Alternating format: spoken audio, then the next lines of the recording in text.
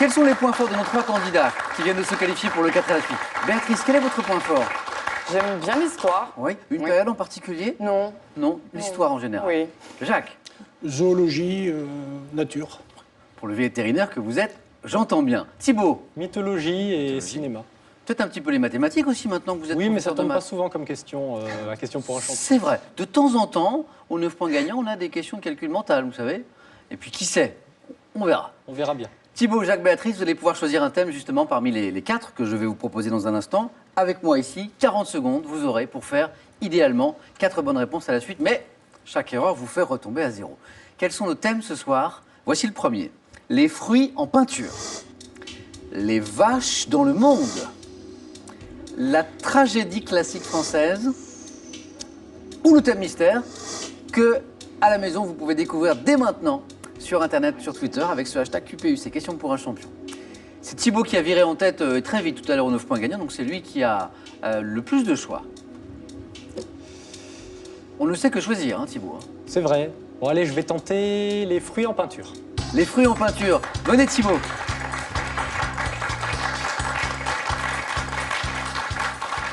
Thibaut, donc je le disais, tout jeune professeur de mathématiques depuis la rentrée dernière. Avant, vous étiez ingénieur en informatique. Et ce nouveau métier de prof de maths, vous aimeriez bien le réaliser un peu à l'étranger. C'est ça. Bon, pour l'instant, je suis au collège Notre-Dame de la Villette à la Ravoire, à côté de Chambéry. Je voulais quand même les citer. Oui, et saluer aussi vos tous les collègues et puis les élèves que j'ai. Bien sûr. Mais c'est vrai que oui, j'aimerais bien aussi partir un petit peu à l'étranger et enseigner dans d'autres pays si Vous j'en ai pensez l'opportunité. à un pays en particulier? Moi, j'aimerais essayer assez loin, par exemple en Amérique du Sud. Ouais. J'aimerais bien si j'ai l'opportunité. Et l'Amérique du Sud, un pays par exemple parce que... L'Argentine, par exemple. D'accord. Thibaut, Oui, les fruits en peinture? pourquoi pas. On va bien voir. Attention. Top, pour personnifier l'été, quel peintre italien du XVIe siècle réalisa un portrait composé de fruits et de légumes? Archimboldo. Vers 1899, quel peintre réalise la toile pomme et orange quelques années après les joueurs de cartes? Les joueurs de Cézanne. En 1761, quel peintre et pastelliste, auteur d'un autoportrait au Bésicle, réalise la nature morte, le panier de fraises des bois? C'est Chardin. À quel peintre italien, auteur de tableaux religieux comme la décollation de Saint Jean-Baptiste, doit-on Le la Caravage. toile, la cor... Thibaut! Ça c'est beau! D'où vient cette connaissance de la peinture? J'aime bien la peinture aussi, l'art de manière générale. Ah oui? Voilà, mais c'est pas les fruits qui m'ont aidé, c'est les autres tableaux que vous avez cités Oui. en fait. Ah ben, les questions étaient un peu construites de cette façon pour qu'avec une bonne connaissance de la peinture, on puisse quand même trouver ses œuvres. Donc je rappelle vos questions. Effectivement, le peintre et pastelliste de 1761, c'était Jean-Baptiste Siméon Chardin. Ce peintre qui réalise la toile Pomme Orange quelques années après, les joueurs de cartes, ce sont les joueurs de cartes qui vous ont donné la réponse, c'est Paul Cézanne. Vers 1899. Pour personnifier l'été, ce peintre italien, c'était la première question du XVIe, qui réalisa ce fameux portrait composé de fruits et de légumes, Archimboldo. Et puis, donc, la dernière, ce peintre italien, à qui on doit la corbeille de fruits, mais aussi la décollation de Saint Jean-Baptiste, c'était bien le Caravage. On peut l'applaudir, Thibaut. Un très beau 4 à la suite. Bravo, Thibaut. Super. Jacques, c'est à nous. Qu'est-ce qui nous reste? Les vaches dans le monde, la tragédie classique française, et puis le thème mystère. Alors, en espérant ne pas être ridicule, je vais essayer les vaches dans le monde. Très bien. Jacques, venez avec moi.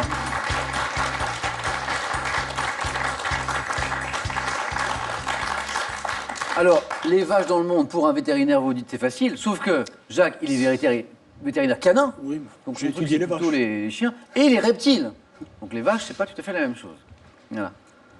Mais bon, d'ailleurs, quand on est formé pour être vétérinaire, c'est tous les Oui, animaux. on est polyvalent, oui. Ouais, très bien.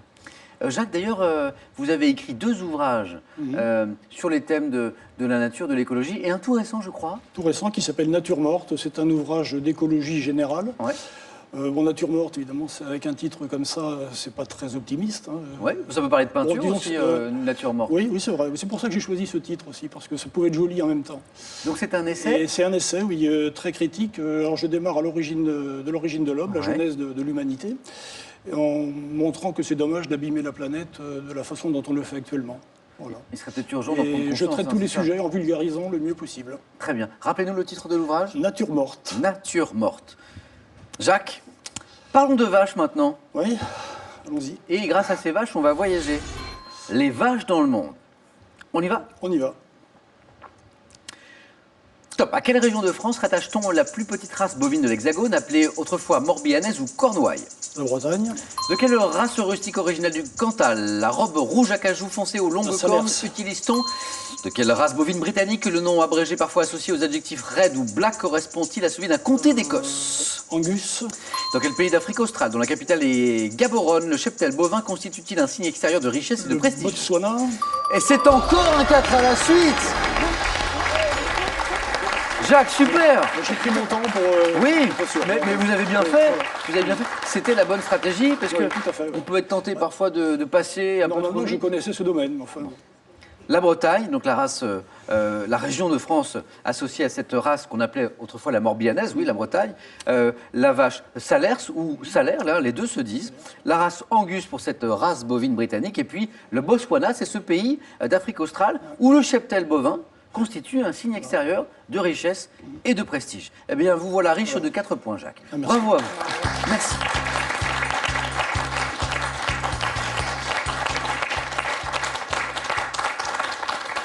Jacques, excusez-moi, j'ai presque envie de vous dire « Oh la vache !» Oh la vache, oui. Et puis, quand Jacques a signé à l'instant ce 4 à la suite, eh bien, j'ai eu un regard pour Béatrice parce que je me mettais à sa place. C'est rarissime, c'est rarissime. Hein. Ouais. Thibaut, 4 points. Jacques, 4 points. Le 4 à la suite. À vous, Béatrice. Donc, une seule possibilité, c'est de faire un 4 à la suite pour tenter un jeu décisif avec nos deux champions. Et bien sûr, je vous le souhaite, Béatrice.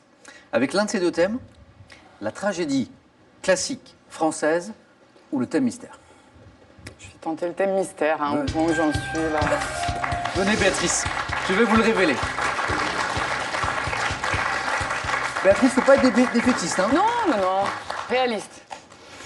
Qui sait? Parce que, Béatrice, vous savez que le hasard fait parfois bien les choses. Votre point fort, c'est... L'histoire. Ouais.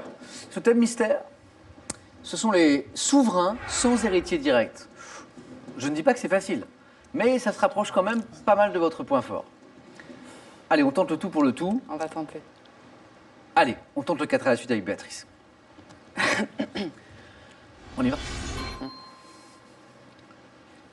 Top. Quel roi qui avait épousé Claude de France, la fille de Louis XII, a succédé à ce dernier en 1515? François Ier. En 1993, à quel roi des Belges mort à l'âge de 62 ans sans héritier direct, son frère Albert II a-t-il Léopold. succédé? En 1598, quel beau-frère du tsar Fiodor Ier se fit proclamer tsar à la mort de son proche parent qui n'avait plus d'héritier légitime? Ivan. Quelle reine d'Angleterre ayant perdu en 1700 le dernier de ses enfants dut accepter l'acte d'établissement l'obligeant à laisser le trône à la maison de Hanovre? Je passe. Quelle dynastie des rois de France a duré jusqu'en 1328 en ligne directe, année au cours de laquelle Charles IV le Bel s'est éteint sans héritier mâle? Les Capétiens. En 1725, quel tsar et empereur de Russie est mort sans que l'héritier du trône Alexis, qui avait péri auparavant, puisse lui succéder? Je Quel passe. tsar? Je ne sais pas. Pierre Ier. Pierre. Ouais. Un point, Béatrice. Ouais. Pas de regret, puisque Non, pas du tout. il fallait 4. Ouais. Pas de chance quand même. C'est pas grave. C'est le jeu. Bon. Béatrice, je reviens sur ces 3 questions sans réponse. Pour notre culture, à tous, quelle reine d'Angleterre, ayant perdu en 1700 le dernier de ses enfants, dut accepter l'acte d'établissement l'obligeant à laisser le trône à la maison de Hanovre? C'était Anne Stuart. Ce roi des Belges, mort à l'âge de 62 ans, en 93, sans héritier direct, c'est son frère Albert II qui lui a succédé, c'était Baudouin, Baudouin Ier. Et puis ce beau-frère du tsar Fiodor Ier, qui se fit en 1598 proclamer tsar à la mort de son proche parent, eh bien c'était Boris Godunov. Ouais, sans regret. Merci Béatrice. Je vous en Merci prie. à vous. Je vous laisse regagner votre place. Pour vous souhaiter d'abord un bon retour à Marseille. Merci. Embrassez toute votre famille de notre Je le part et aussi vous offrir ce cadeau. Merci beaucoup. Les nouveaux bijoutiers, 170 bijouteries en France, ont le plaisir de vous offrir cette montre homme et cette montre femme Bering. En France, on compte aujourd'hui presque 13 millions de chats. Pour être un maître attentif, Larousse vous propose 3 ouvrages qui vous apprendront beaucoup sur le comportement de nos amis félins. Ils sont accompagnés du beau coffret sagesse de chat. Merci encore à Béatrice, Thibaut, Jacques. Bonne chance à vous. Qui de vous deux ira rencontrer notre super champion en finale ce soir? Eh bien, réponse maintenant dans le face-à-face.